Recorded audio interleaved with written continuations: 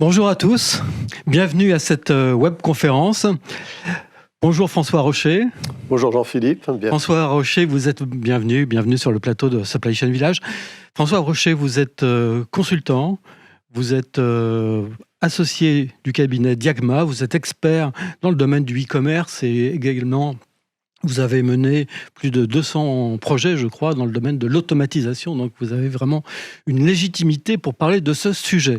Alors, nous allons vous expliquer comment va se dérouler cette matinée. Donc, il y a une première conférence qui va se dérouler sur le thème de l'automatisation raisonnée. Et vous allez nous expliquer pourquoi raisonner, François Rocher. Et tout de suite après, nous passerons la parole à Jean-Marc Moulin, qui viendra pour évoquer 3 réalisations concrètes qu'il a réalisées avec son cabinet Dean et 6. Voilà, je vais vous laisser la parole. Donc, en vous posant cette première question, pourquoi l'automatisation raisonnée? Est-ce que ça signifie qu'il y aurait une automatisation déraisonnable? Alors, je ne sais pas si on peut parler d'automatisation déraisonnable. Il n'empêche qu'au sein du cabinet, nous sommes intervenus à de nombreuses reprises sur des projets qui finalement n'avaient pas rendu l'objectif qu'on attendait initialement. Donc on s'est penché un petit peu sur cette problématique. On a essayé de comprendre quelles étaient peut-être les erreurs ou les incompréhensions aussi qu'il avait pu y avoir entre le client et le prestataire de service. Et l'objectif d'aujourd'hui, c'est un petit peu de restituer ces éléments-là pour comprendre et pour aider les entreprises dans leur démarche, dans des projets de mécanisation ou d'automatisation pour qu'elles soient raisonnables. Donc on a essayé de concentrer un petit peu les éléments et je souhaiterais, donc j'ai préparé un certain nombre de pages de façon à ce que de façon visuelle on puisse bien expliquer les choses. Alors je dirais qu'aujourd'hui les entreprises se trouvent face à une profusion de l'offre et des technologies, et que ce n'est pas facile pour eux de trouver le bon chemin. Historiquement, vous voyez différents types de systèmes de stockage et de préparation de commandes qu'on a trouvés dans les entrepôts depuis de nombreuses années. On va pas faire le détail de toutes ces installations, ce n'est pas l'objectif de cette webconférence, mais de comprendre un petit peu le pourquoi et le comment de ces différents systèmes et comment on peut transformer un projet en succès. Alors depuis effectivement quelques années, moins d'une dizaine d'années, sont apparus des systèmes de type Goods to Man qui effectivement ont leur gros intérêt, et ces systèmes de type Goods to Man apportent des solutions de plus en plus complexes, de plus en plus lourdes, sur lesquelles il faut bien réfléchir avant de se lancer dans de gros projets. Alors, la question qui est souvent posée pour nous, c'est parmi tous ces systèmes, aidez-nous à choisir le bon système, aidez-nous à trouver la bonne solution par rapport à notre environnement et nos projections. Alors, pour ça, je pense qu'il y a à peu près 5 domaines sur lesquels il faut se pencher. Et ces 5 domaines, c'est d'abord la performance économique. Alors souvent on est consulté là-dessus sur une démarche entièrement basée sur la productivité. Cette démarche de productivité est tout à fait saine, mais malheureusement elle est sans doute un peu restrictive à certains moments. Et on va essayer de développer aussi d'autres sujets comme l'organisation du travail. Est-ce que l'entreprise est prête à travailler en 3 équipes, en 4 équipes, en 5 équipes maintenant?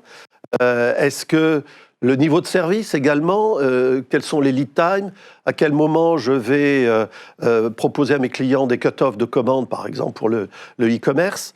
Et puis enfin, la résilience, parce qu'on s'aperçoit que face à des situations de crise, face à des situations qu'on n'avait pas prévues, comment les systèmes réagissent. Et enfin, une entreprise, ça doit être RSE, on en parle beaucoup, mais ça doit être aussi dans la pratique. Et par exemple, un élément qu'on ne voit quasiment jamais en matière de mécanisation, c'est la consommation d'énergie. On peut comparer des systèmes, des scénarios différents, avec des consommations d'énergie différentes, de façon à minimiser les impacts carbone.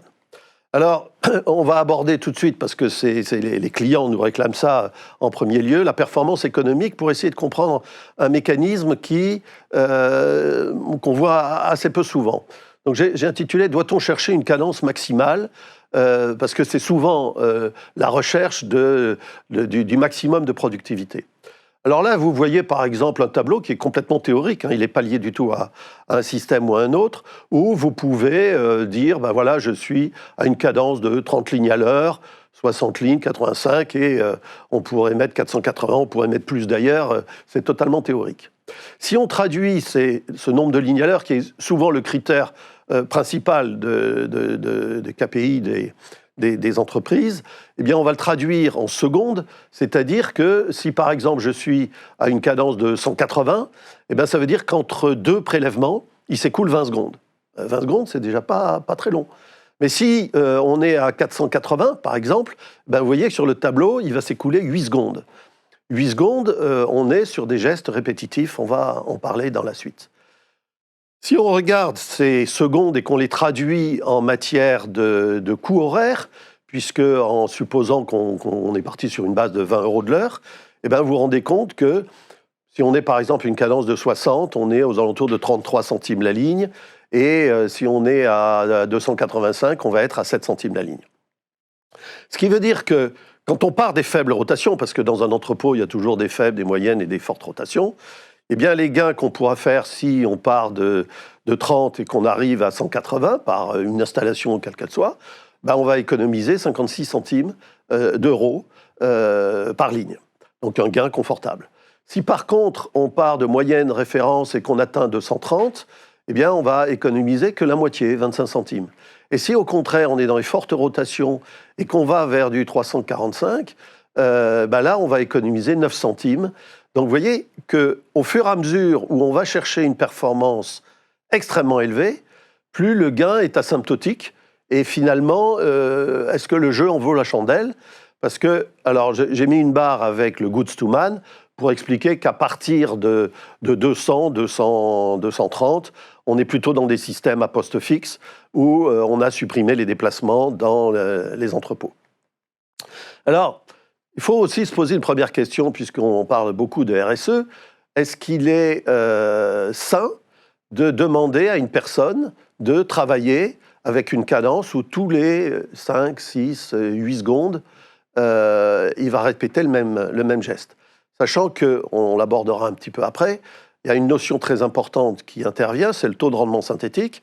Le chiffre que je vous ai donné là, c'est souvent des chiffres qui nous sont donnés sur un mois d'activité, mais ce qui veut dire que, de façon instantanée, les cadences sont souvent plus élevées. C'est-à-dire que les gestes qu'on va demander aux opérateurs sont plus élevés.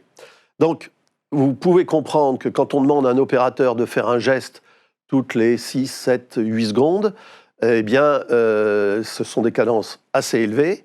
Et généralement, à partir de 300 lignes à l'heure, on est sur des postes où toutes les heures et demie, toutes les 2 heures, il faut remplacer ces personnes.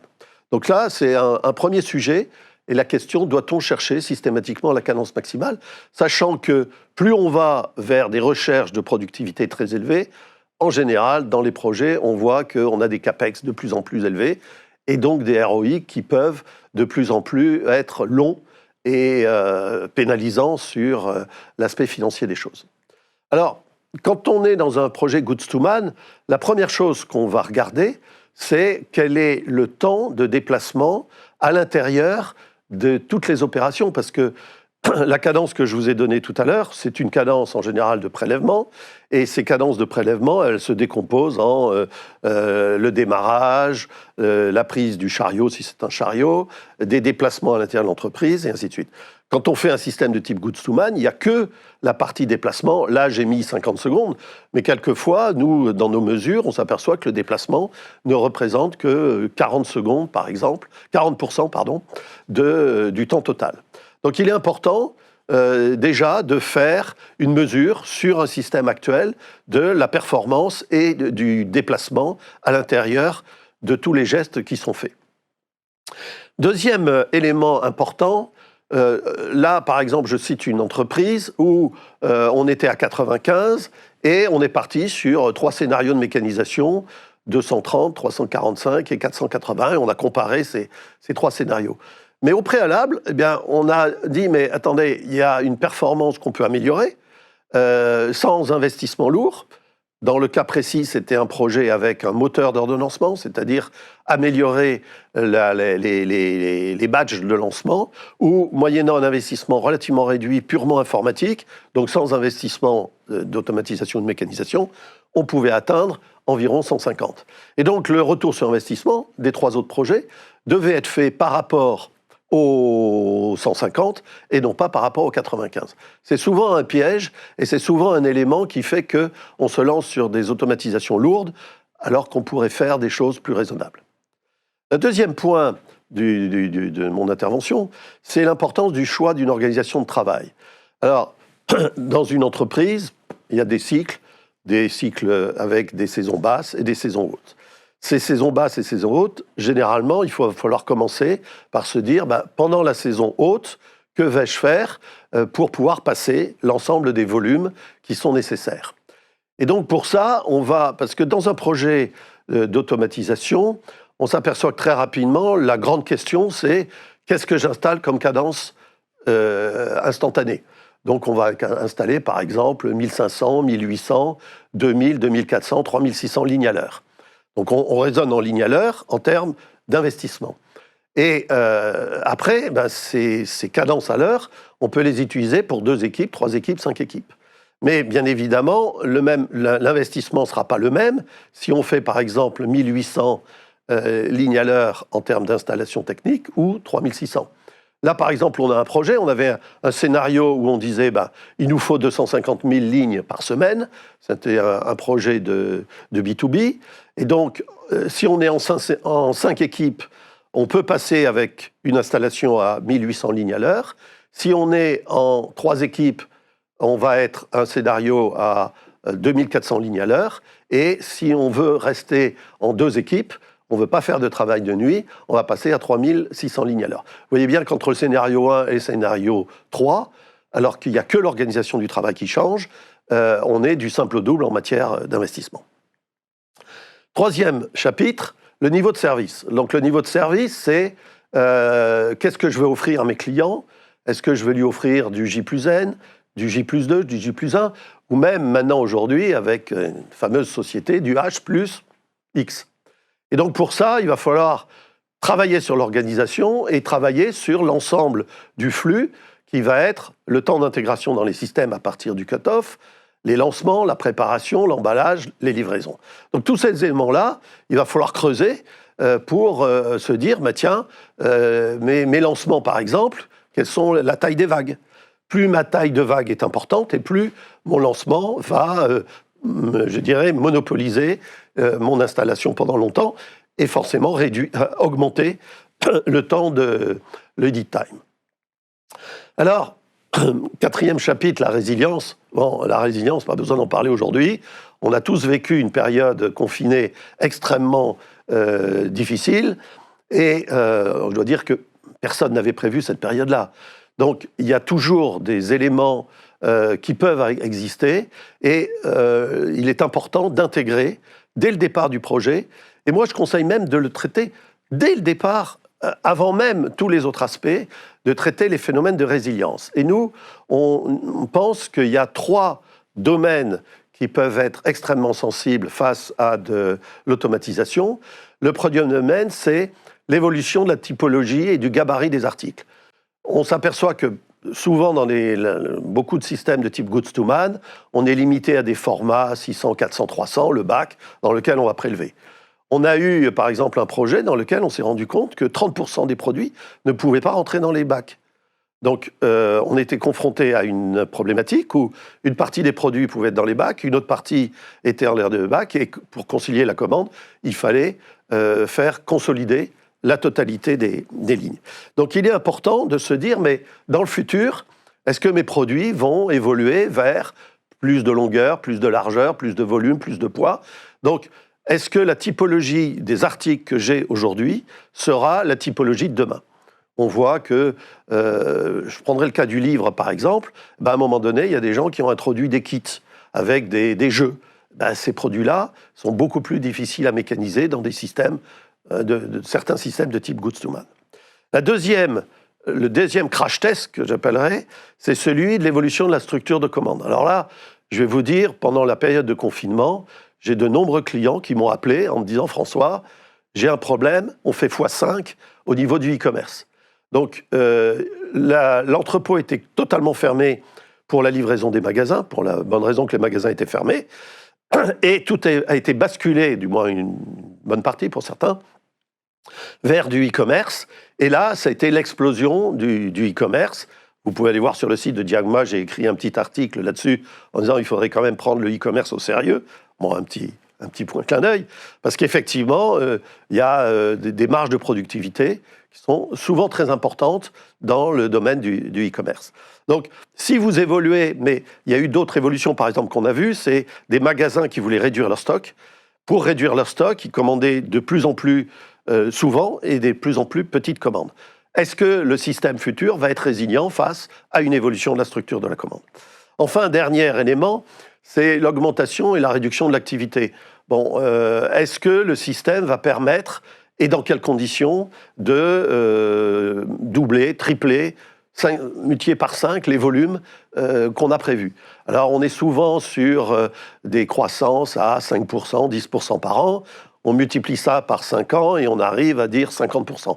Oui, mais la vérité, c'est que moi, j'ai vécu des projets où on me disait on est à 1 million et puis on voudrait passer à 2. Et 3 ans après, ils me rappelaient, ils étaient déjà à 5. J'ai eu des projets dans l'autre sens aussi, où on prévoyait des croissances très fortes et puis on a installé des systèmes extrêmement lourds. D'ailleurs, dans le projet auquel je pense, on a été obligé de tout démécaniser parce que la croissance n'était pas là et que finalement, le système était trop important, trop lourd en matière de maintenance, de autres, dans la nouvelle configuration de l'entreprise. Donc ça, c'est important. Ce troisième volet, ça doit être un volet choc. C'est un volet où on sort des frontières, quoi, hein. C'est out of the box, comme on dit aujourd'hui. Alors, je vais terminer avec un peu un retour d'expérience, parce que dans les systèmes de mécanisation, il faut bien comprendre qu'il y a deux aspects. Il y a un aspect en matière de coût, un aspect stockage, c'est-à-dire que par rapport à des étagères lambda, on va stocker en grande hauteur, on va stocker dans des systèmes plus sophistiqués, et donc le stockage coûte cher. Et généralement, on essaye de limiter le stockage de façon à minimiser l'investissement. Il y a un autre coût, c'est celui du flux, les entrées et les sorties. Et là, c'est lié au nombre de robots, au nombre de stations de préparation, des choses comme ça. Donc, si vous voulez, quand on a une courbe abaissée, telle que vous la voyez à l'écran, eh bien, on peut tomber dans un piège de surinvestissement en flux, parce que les classes A, généralement, on n'a pas forcément besoin d'une grosse mécanisation. Avec une organisation astucieuse, on peut trouver des solutions qui vont minimiser le CAPEX et donc maximiser les ROI. Et puis à l'autre bout, on va avoir des très faibles rotations, et ces très faibles rotations, ça va être un surinvestissement en stockage. Donc le graphe montre que le champ d'application des solutions Goods to Man, c'est un champ un petit peu intermédiaire entre les deux, et en général, bon, parce que tout le monde nous dit « mais quelle solution ?» On est sur un équilibre qu'on a représenté sur cette dernière page, où on va adapter des solutions. Et si certains clients, vous avez vu dans l'annonce qu'on devait avoir Bruno Delru de MDS qui devait participer. Malheureusement, on l'excuse parce qu'il a eu un empêchement de dernière minute avec un comité de direction très important suite à la reprise. Et donc, il s'excuse. Bruno, c'est effectivement quelqu'un qui est allé choisir ce type d'organisation qu'on vient de vous montrer, c'est-à-dire une combinaison entre plusieurs systèmes. Voilà, j'ai pratiquement terminé. Donc, en conclusion, je dirais que les règles d'or, c'est, à mon sens, d'évaluer dès le départ la résilience et l'organisation acceptable du projet. On a un client récemment, là, sur lequel on va commencer une étude de mécanisation, qui nous dit, moi, c'est 2 équipes, c'est rien de plus. Je ne veux pas passer en 3 équipes, je ne veux pas travailler, il a ses raisons, on le respecte. Forcément, on va limiter fortement les investissements, sauf s'il nous dit, moi, c'est open bar et le CAPEX, je m'en fous. Mais il faut bien comprendre que ça va être très structurant dès le départ. Deuxième élément, j'ai parlé tout à l'heure, parce qu'effectivement, en 20 minutes, on ne peut pas tout balayer, mais on ne peut pas réduire l'entrepôt au prélèvement. Il faut aussi regarder. Et souvent, un autre gain qu'on peut faire, c'est le réapprovisionnement du picking, qui est une source relativement coûteuse à l'intérieur de la structure des coûts de l'entreprise. Alors, le ROI, souvent, moi, je vois des constructeurs qui me disent, voilà, moi, avec mon système, j'ai un ROI de 2 ans, 3 ans. Ça ne veut rien dire. Tout dépend d'où vous venez et tout dépend... Je veux dire, le ROI d'un système n'est pas structurel à un type de mécanisation. Donc, si vous êtes déjà hyper performant, votre ROI il risque d'être beaucoup plus long que si vous venez d'une organisation qui est mauvaise, quoi. Enfin, le ROI sera fortement impacté par l'organisation du travail. On l'a vu, 2, 3, ça c'est mécaniser, c'est mettre en place une capacité de X lignes à l'heure. Là. Retenez bien ça, c'est souvent une question qu'on pose, c'est quelle est la capacité qu'on va installer. Enfin, alors, un autre élément, c'est le taux de rendement synthétique. Pour expliquer ceux qui ne savent pas le taux de rendement synthétique, c'est la différence, quand vous êtes sur l'autoroute, entre la vitesse de pointe, 130 km/h, il faut respecter, et puis sur 5 heures, vous ne faites pas 5 fois 130 km/h. Il y a toujours des petites pauses, des petits événements qui font que vous n'êtes pas à la cadence nominale en permanence. Les constructeurs, et c'est normal, ont tendance à parler uniquement de leur cadence instantanée, mais vous, en termes d'exploitant, c'est forcément une cadence réelle que vous pourrez tenir sur une durée de une semaine, un mois, qui vous intéresse. Donc n'oubliez pas d'intégrer dès le départ un taux de rendement synthétique. Alors là, il va y avoir débat, est-ce que je mets 70%, 80%? On peut étudier aussi ces choses-là, et c'est très important sur le résultat final. Et je le répète, j'ai commencé par ça. Viser des cadences les plus élevées conduira souvent à des CAPEX très élevés et des ROI assez longs. Donc voilà, soyons raisonnables parce que des ROI longs, face à la résilience, vous pouvez vous poser la question. Voilà, j'ai terminé ce bref intervention. Et donc... Merci François. Merci François Rocher pour cette conférence. Alors, si je devais résumer en un mot, je dirais l'automatisation, c'est un petit peu comme les antibiotiques, c'est pas systématique. Et puis, donc, ça demande aussi une forte capacité d'anticipation, de connaissance déjà du process, mais aussi d'anticipation sur les volumes, sur ce que va devenir la société, vers quoi elle tend. Si je peux me permettre, il y a plusieurs antibiotiques sur le marché, de la façon à soigner toutes les maladies. Et les entreprises, c'est pareil, il faut choisir le bon antibiotique. Voilà, on ne va pas parler de l'antibiotique du professeur Raoult non plus. c'est pas le propos. Alors, avant de passer la parole à Jean-Marc Moulin, si vous avez des questions, n'hésitez pas à les poser dès maintenant, de chez vous, et on prendra l'ensemble des questions à l'issue des présentations. Voilà, j'accueille Jean-Marc Moulin, je vais lui laisser la parole. Je vois que François Rocher est parti, mais François, tu vas rester sur le plateau. Et donc, Jean-Marc, vous avez la parole. Parfait, bonjour à tous. Voilà, juste pour préciser, j'interviens souvent en aval, voilà, des cabinets comme celui de mon confrère François Rocher, sur des missions qui sont la création de l'interne, l'intra-logistique ou la correction et l'amélioration de process existants. Donc DIN et SYS, ça veut dire dynamique et système. Donc je m'intéresse vraiment à l'intra-logistique en tant que système constitué par plusieurs sous-ensembles qui doivent être reliés ensemble. Donc voilà. Juste quelques exemples pour, je dirais, voilà, de missions sur lesquelles je suis intervenu pour marquer un peu les paroles et voilà, l'explication de François Rocher.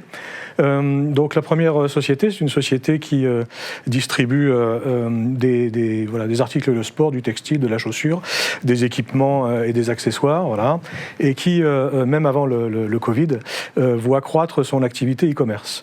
Donc c'est une société qui travaille en retail, en wholesale, donc avec des distributeurs, qu'on peut considérer donc pas tout à fait comme ses propres magasins, le retail avec ses propres magasins, et puis du e-commerce avec bien sûr du B2C. Et Et donc le e-commerce croît bien sûr, et il arrive un moment où donc cette société qui a investi dans les années 2010 dans un entrepôt automatisé voit un chiffre entre 10 et 15% de son chiffre est fait par le e-commerce. Alors c'est pas énorme, 10 à 15%, mais si on y regarde d'un petit peu plus près, on s'aperçoit que un colis moyen qui est expédié vers un magasin ou un distributeur, il fait à peu près 20 pièces, moyenne dans l'année, on va dire. Et puis un colis e-commerce, il fait entre 2 et 3 pièces.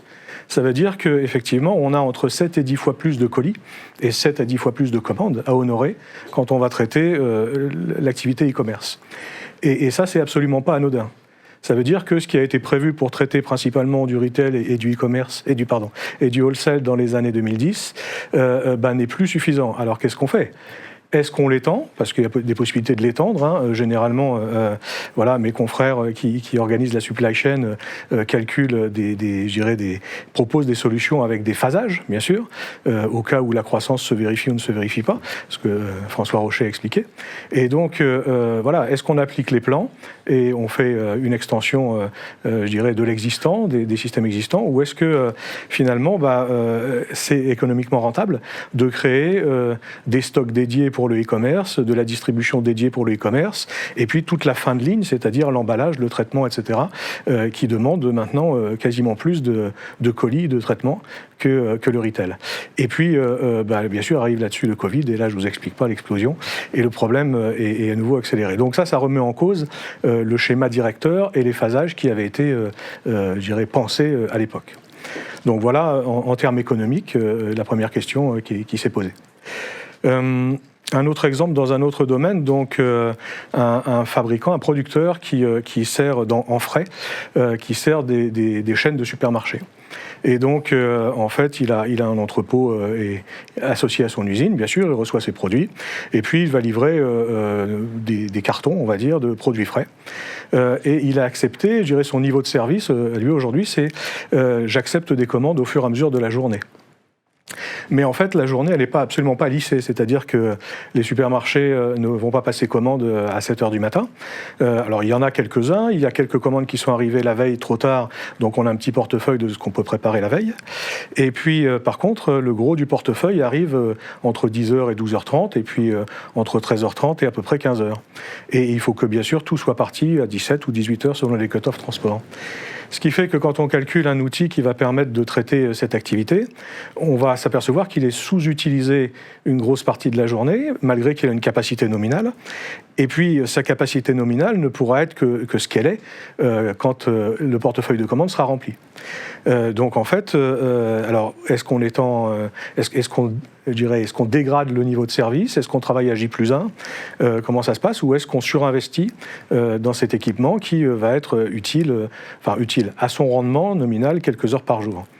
L'autre phénomène qu'il y a avec ça, c'est que, même si j'ai un portefeuille un peu restant de la veille et que j'ai des commandes qui tombent un peu le matin, il va falloir que je les stocke. Je ne peux pas les expédier puisque mon cut-off transport est le soir.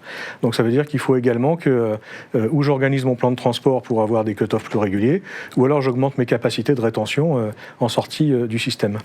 Donc il y a tous ces phénomènes qui sont liés.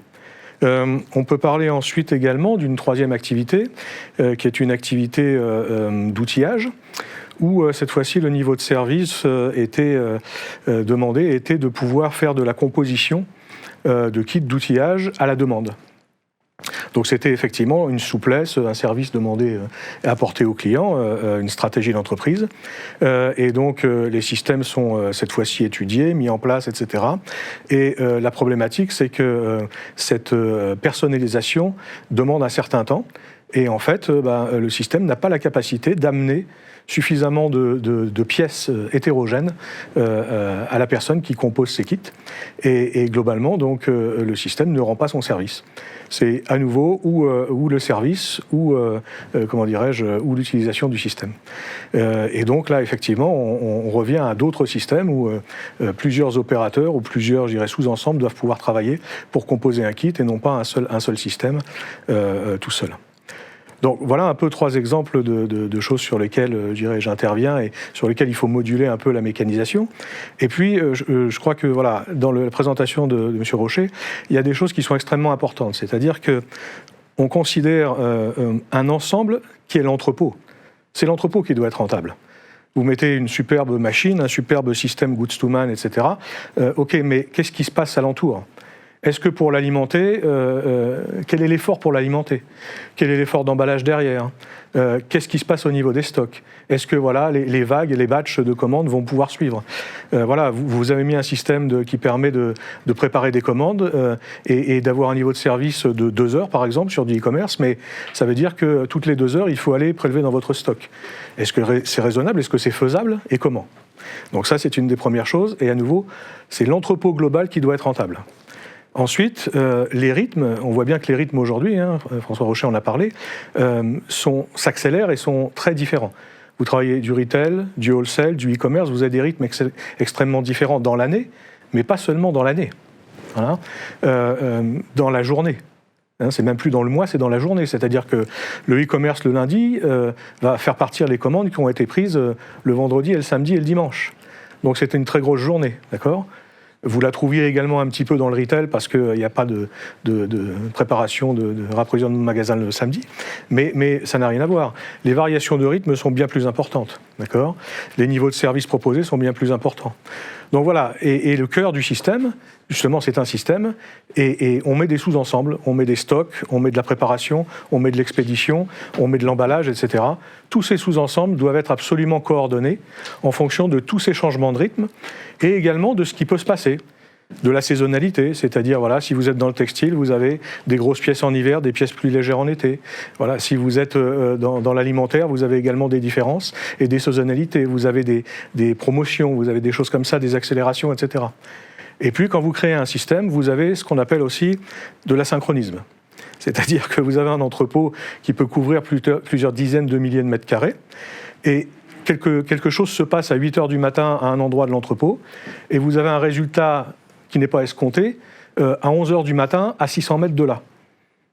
Et pourquoi, comment ? voilà la problématique qu'il faut traiter, pour que tout se passe bien et qu'on réussisse à traiter tous ces flux.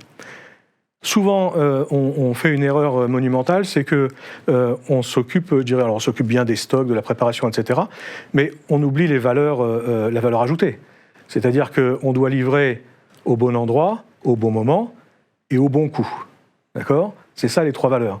Que vous passiez sur un système à 500 000 euros ou un système à 20 millions d'euros, si vous loupez ça, votre investissement n'a pas d'objet.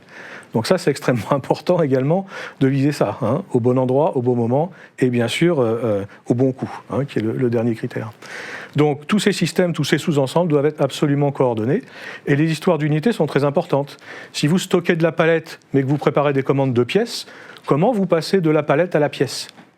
Ou du carton à la pièce ? Sachant que vous avez peut-être le carton complet qui peut être une unité de distribution, plus la pièce, etc.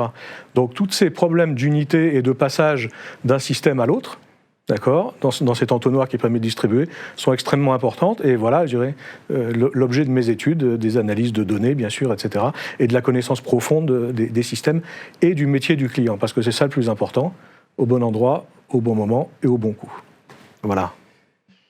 Merci Jean-Marc. Avant de passer aux questions-réponses, François voulait peut-être réagir aux propos de Jean-Marc. Oui, les propos de Jean-Marc sont une belle image, je trouve, du propos que j'ai tenu et qui est un peu la synthèse de l'expérience que j'ai pu acquérir depuis 30 ans dans ce métier. Et effectivement, en général, ces gens-là ne viennent pas sur des plateaux pour dire bon, ça ne marche pas aussi bien que je pensais. Mais moi qui ai souvent la confidence en quelque sorte des gens, et je me souviens d'une entreprise que j'avais visitée qui était le top du top et tout. On avait visité, tout se passait très bien et tout. Et puis 3 ans après, il m'appelle. Moi, je n'étais pas intervenu. 3 ans après, il m'appelle en me disant écoutez, on voudrait améliorer, voilà, venez voir. Et puis on discute, et puis à la fin, j'ai dit mais ça serait à refaire, vous le referiez ? Il m'a dit non, surtout pas. Donc, et principalement, la rigidité du système, il n'en avait pas mesuré les conséquences. Donc, privilégier un système plutôt évolutif qu'un système... Moi, dès qu'on me parle d'un ROI supérieur à 5 ans, je commence à avoir les cheveux qui montent sur la tête, parce que, je veux dire, il peut se passer tellement de choses en 5 ans que que c'est prendre des risques. Alors, sur certains marchés, éventuellement, on fera des exceptions. Mais déjà, supérieur à 5 ans, on prend des risques. Et le deuxième élément, c'est si par hasard, il y a un phénomène qui fait qu'on est sorti de l'épure initiale, en combien de temps on va réagir ? Est-ce qu'on va rajouter 2-3 robots par-ci, et puis 3-4 mois après, on sera opérationnel pour augmenter ses volumes, ou est-ce qu'il va falloir faire un projet à nouveau de 2 ans, reconfigurer toutes les choses, agrandir le bâtiment, voilà. Et là, on en a pour 2 ans, 3 ans. Moi, je vois par exemple des projets sur lesquels il y a des ROI de 6-7 ans et auxquels il faut rajouter 2 ans de réalisation. Donc, ça veut dire que dans les 10 années qui viennent, il va falloir qu'on soit sûr de notre coût. Alors, nous allons commencer à prendre les premières questions. Gilles nous demande, faut-il automatiser par étapes ou concevoir l'automatisation dans sa globalité ? Alors, c'est une bonne question. Il faut la concevoir dans sa globalité, mais la réaliser par phasage. Oui. Parce qu'il faut que ce soit intégré, donc on ne peut pas rajouter un morceau X années après, comme ça, au petit bonheur la chance. Il faut concevoir un outil qui soit global sur la durée d'un plan. Maintenant, il faut absolument le concevoir de façon phasée en réalisation pour vérifier la croissance, d'accord ? L'accélérer, la ralentir, etc. et déclencher les phases au bon moment, ou éventuellement les remettre en question, d'accord ? Mais globalement, il faut absolument que ce soit un outil intégré.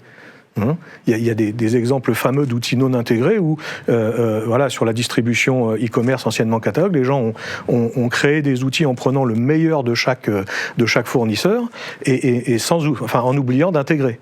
Et donc, par exemple, vous aviez une salle de commande avec 10 ordinateurs, 10 systèmes différents, et quelqu'un devait coordonner tout ça et faire en sorte que ça se passe bien. Et ça, ce n'est pas possible. Enfin, ça n'est pas une bonne réalisation. Ça n'est pas une intégration. Donc, il faut absolument intégrer dès le départ, jusqu'à la fin du plan. Par contre, il faut absolument réaliser en phasage et prévoir des plans B, des choses comme ça, au cas où, bien sûr. Jean-Pierre nous demande, est-ce que l'IA, l'intelligence artificielle, apporte quelque chose à l'automatisation, notamment dans le traitement des data ?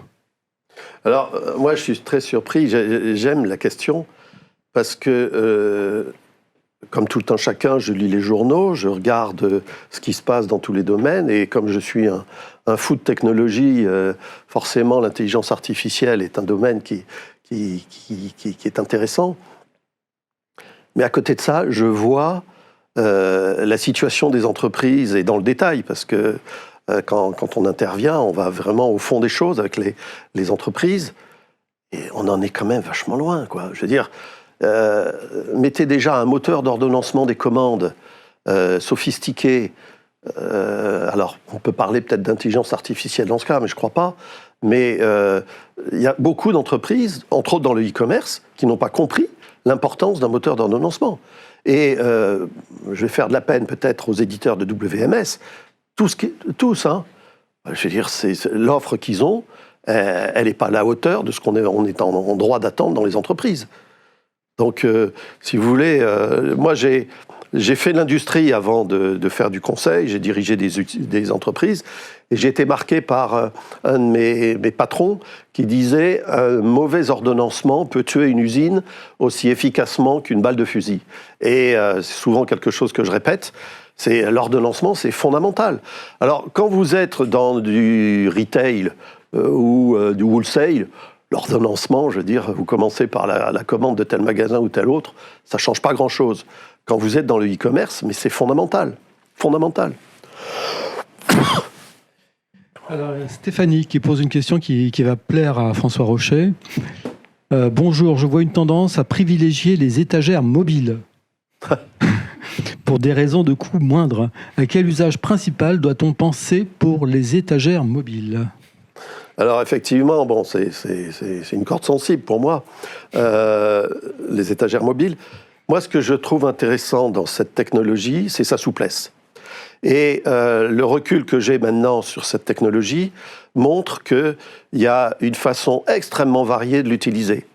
On les voit maintenant dans des secteurs auxquels on ne pensait pas du tout. Bon, je citerai par exemple Decathlon l'utilise dans les technologies du retour. ils ont fait des gains considérables, parce que le retour, en e-commerce, c'est un coût très élevé, c'est compliqué à gérer. Il y a d'autres entreprises qui l'ont utilisé dans plein de secteurs.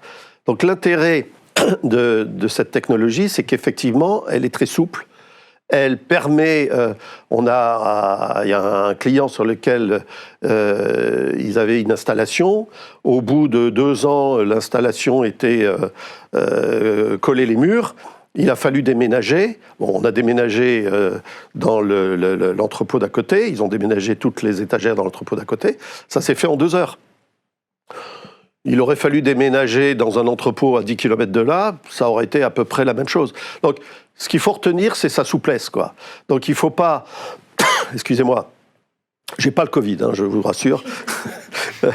Il ne faut pas regarder la technologie comme simplement un système qui déplace des étagères, mais dans un ensemble complet, et surtout sa souplesse, quoi. Olivier nous demande... Quelle est la place de l'humain dans ces systèmes automatisés? Quelle évolution? Vaste sujet. Absolument fondamental. Si vous considérez un système intralogistique comme un système d'ailleurs, vous faites une comparaison, on peut dire qu'un véhicule automobile, c'est un système. Pourquoi? C'est complexe maintenant, il y a beaucoup de technologies, de la mécanique, de l'informatique, de l'hydraulique, de pneumatique, etc. Et tous les équipements qui vont bien, de l'optique, maintenant des caméras, des choses comme ça, et des régulations. Donc, ok. Vous réalisez cette mécanique, cet ensemble qui est donc ce système qui est un véhicule automobile, et vous posez sur un parking. Et est-ce que c'est suffisant pour qu'il assure sa mission qui est de transporter des gens? En fait, quand vous y réfléchissez bien, non, c'est pas suffisant. Il lui faut du carburant, il lui faut un conducteur. Le carburant, le parallèle avec notre activité, ce sont les produits. Donc il faut les bons produits. Si on ne met pas les bons produits sur la bonne installation, si on n'a pas anticipé et vraiment qualifié tous ces produits qui vont passer, on va avoir des surprises. Et si on n'a pas un bon conducteur, on va dans le mur. Et c'est pareil. Il n'y a pas de métier idiot dans la logistique. Un opérateur qui fait mal son travail, globalement, il y a un mauvais résultat. Et comme j'ai dit tout à l'heure, avec le phénomène d'asynchronisme, on ne le voit pas, on le voit plusieurs heures après et très loin en fait. Donc je pense moi que globalement, il faut absolument intégrer les équipes dans la construction, je dirais peut-être pas la conception, mais la construction et le projet, les nouveaux projets, pour absolument les emmener. Et tout geste qui est fait sur la conduite d'un système est important. Donc il n'y a pas de geste idiot, il n'y a pas de métier idiot. Il y a des choses répétitives, mais absolument pas idiotes. Moi, j'ai un autre exemple assez amusant là-dessus, parce que sur une intervention où il y avait une machine de tri, et vous aviez des opératrices qui injectaient les articles avec des cadences extrêmement élevées. C'était 2 secondes, 3 secondes. C'était vraiment des gestes très répétitifs. Et effectivement, ces opératrices, toutes les 1h30, on était obligé de les changer, parce que sinon, on ne peut pas tenir 7 heures d'affilée. Et je me souviens d'une discussion avec les syndicats qui nous disaient, avant on était au chariot, est-ce que vous ne pourriez pas nous trouver une solution où on marche un peu? Donc c'est compliqué, mais c'est pour ça que dans mon introduction, je dis méfiez-vous des cadences trop élevées, parce qu'on va effectivement sans doute le faire au détriment de l'humain, c'est-à-dire faire un geste toutes les 4-5 secondes identiques. Je sais pas, mais ça me pose problème, quoi, si vous voulez. Sauf si on arrive à le robotiser complètement. Mais là, c'est un autre sujet. Donc la place de l'humain dans la mécanisation, c'est qu'il faut qu'il garde le contrôle et que ce soit, comme on l'a vu tout à l'heure, les gains entre des cadences à 250 ou à 450, c'est epsilonesque par rapport à l'enjeu RSE, à mon sens. Yannick nous demande « Bonjour, l'avenir des entrepôts logistiques est-il associé au déploiement des AGV ?» Ça, j'imagine que c'est selon les cas. Les AGV, c'est un... Moi, j'ai installé mes premiers AGV il y a 15-20 ans, à peu près. C'est une technologie sophistiquée. Et puis, c'était assez amusant, c'était dans un grand groupe de cosmétiques. Et on en avait installé 3 ou 4, et puis quelques années après, j'étais revenu, et là, il y en avait 25. Et j'avais dit au patron, attention, méfie-toi, parce qu'à partir de 30, il faut un représentant au CHSCT des robots. Et Et c'était un beau succès. Un beau succès. C'était, si vous voulez, un projet extrêmement important de work-to-all où on avait intégré la fabrication des flacons avec le conditionnement. C'était la seule usine au monde qui avait réussi à intégrer ça. Et on avait besoin d'un stock tampon parce que les cadences n'étaient pas les mêmes entre les machines de presse et le remplissage. Et donc ce stock tampon était géré en 5 équipes avec des robots, des AGV. Et petit à petit... Alors, j'aurais tendance à dire... une automatisation, c'est pas une voiture. C'est-à-dire, vous l'achetez pas sur étagère et vous l'installez. Ça nécessite d'être dompté, de trouver toutes les subtilités et au fur et à mesure d'y aller un petit peu à touche-touche effectivement, de se l'acclimater, quoi. C'est pas un animal, mais presque, quoi. Par certains côtés, faut apprendre à s'en servir.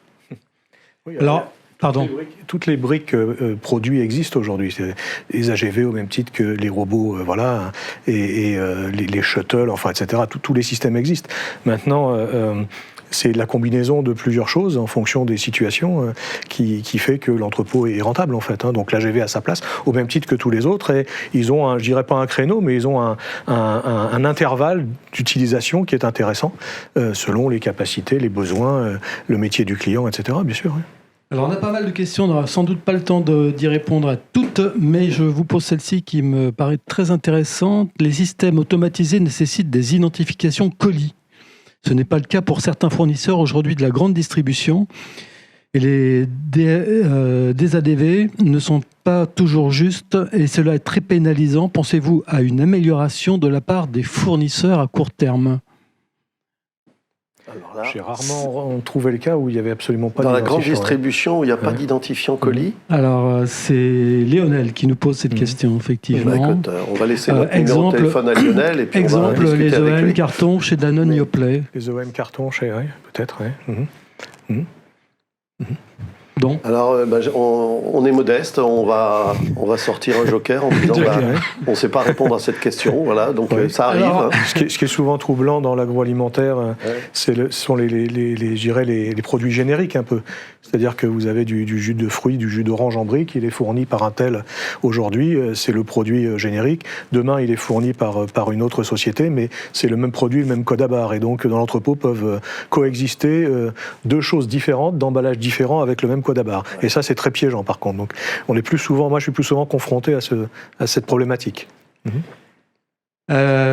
Patrick qui nous pose cette question, et ça sera peut-être la dernière. Comment traiter efficacement des produits de typologies différentes, taille, poids, stock, manutention ? On a eu un dossier, alors c'est assez intéressant, un dossier de e-commerce récemment, où effectivement, entre guillemets, il y avait un désaccord entre le patron et le responsable d'entrepôt. Le responsable d'entrepôt disait « la diversité de mes produits est telle que je ne peux pas mécaniser ». Et le patron, d'un autre côté, disait « oui, mais mon chiffre d'affaires est lié à... je trouve plus de personnel. Il y a certaines régions de France, il n'y a plus de personnel pour préparer des commandes, il faut le savoir. Et donc, je trouve plus, je suis limité en chiffre d'affaires, donc il faut trouver des solutions là-dessus. » Et malheureusement, la conclusion, ça a été de dire il n'y a pas de système qui existe sur le marché qui permet d'automatiser des produits lourds, volumineux et surtout très diversifiés. Alors, il y a une question, là, j'aimerais bien vous la poser quand même parce que je la trouve particulièrement intéressante. C'est quelle place occupe le fabricant de l'équipement dans la discussion projet avec l'utilisateur final ? Parce qu'il y a souvent beaucoup d'interlocuteurs entre effectivement le fabricant, l'intégrateur, le consultant. Comment tout ce petit monde se met d'accord sur un projet final ? Alors, alors d'abord, je pense qu'il y a un danger. Je vais vendre ma paroisse. Il y a un danger, c'est que le client se trouve face au constructeur en tête-à-tête, d'abord. On voit ça de temps en temps, où le commercial est très bon et il arrive à convaincre le client que sa solution, c'est la meilleure. En général, il n'explique pas la face cachée. Et là, il y a un danger parce que le client, lui, ce type d'achat, il en fait un tous les 10 ans. Le constructeur, il en vend 10 par an. Donc, il y a un déséquilibre entre les deux. Donc, il y a besoin de quelqu'un. Et en général, les cabinets de conseil tels que Diagma sont là pour ça. Mais nous, on est côté client. On n'est jamais côté constructeur. On est côté client et on accompagne le client dans sa démarche. Après, il peut y avoir effectivement un tiers qui est un intégrateur, surtout quand on fait appel à plusieurs technologies. Mais là, Jean-Marc a beaucoup d'expérience dans ce domaine. Globalement, je dirais, voilà, le métier que j'essaye de faire, c'est de faire la relation entre les besoins, les vrais besoins du client et les technologies, les solutions offertes par les fabricants. Et une des problématiques qu'on retrouve également, je pense, chez Diagma, c'est l'expression du besoin. C'est-à-dire que il est rare, ça arrive, mais il est rare que le client arrive à exprimer ses besoins et les traduire en qu'est-ce que ça donne pour le système, qu'est-ce que ça signifie en fait, globalement. Et c'est là que sont les pièges en fait également, parce que on peut exprimer un besoin en termes de capacité, à l'heure, etc. Mais globalement, si on prend pas en compte, je dirais, de façon très globale ce qu'est l'entreprise, sa stratégie, etc., et puis qu'on descend, je dirais, sur tous ces rythmes journaliers, on a une inadéquation entre le besoin réel, pas celui qui a été exprimé, mais le besoin réel, total, et ce qui va être réalisé. Donc je ne pense pas qu'il y ait malignité d'un côté et de l'autre, etc. Tout le monde essaye de vivre. Maintenant, voilà, il y a relativement peu de clients qui, je dirais, connaissent suffisamment bien les solutions pour exprimer, traduire leurs besoins. Voilà. Et c'est un petit peu le métier que j'essaye de faire. On a beaucoup parlé d'automatisation du picking aujourd'hui. Quid de l'automatisation de la livraison? Quel avenir, nous demande Stéphane. Par drone, peut-être. On en a beaucoup parlé à une époque, mais bon, ça existe, hein, mais c'est extrêmement marginal. La livraison automatique, je pense qu'elle viendra assez rapidement derrière la technologie qui offrira à chacun de circuler en voiture autonome, mais totalement autonome, c'est-à-dire ce qu'on appelle le niveau 5. Il y a plus personne, il n'y a plus de volant, quoi. Et donc, il y a des flottes qui circulent, et puis vous appelez un taxi, c'est un peu comme un taxi sans conducteur, et puis vous l'utilisez à la demande. De la même façon, il pourra y avoir, effectivement, des véhicules de livraison automatique, mais qui déchargera le camion aussi. Alors, voilà, je pense que ça passera d'abord par un équipement des bâtiments, etc., dans déjà des casiers, des systèmes de consignes, etc., qui éventuellement monteront ça sur votre palier.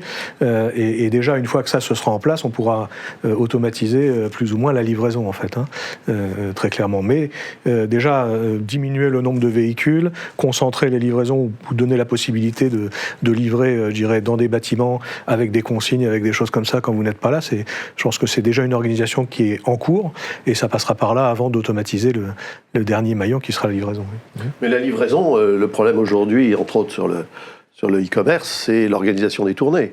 Ça, c'est vraiment quelque chose d'extrêmement lourd sur lequel peut-être que l'intelligence artificielle peut apporter beaucoup de choses là-dessus, parce que organiser une tournée, c'est, je dirais, la même réflexion que tout à l'heure. Vous pouvez tuer une entreprise par une mauvaise organisation des tournées, hein. Bonjour, la mécanisation améliore les conditions de travail si tout a été pensé correctement, mais à l'inverse, n'avez-vous pas de crainte sur l'emploi? C'est un vrai débat, mais moi j'y crois pas du tout. Une question de Gérard. C'est-à-dire, ou alors dans ces cas-là, il faut supprimer les moissonneuses-batteuses et revenir à la faux dans les champs. Je veux dire, je ne crois pas qu'il y ait une liaison entre automatisation et chômage. Ça, c'est clair et net. Je pense qu'on s'inscrit dans un...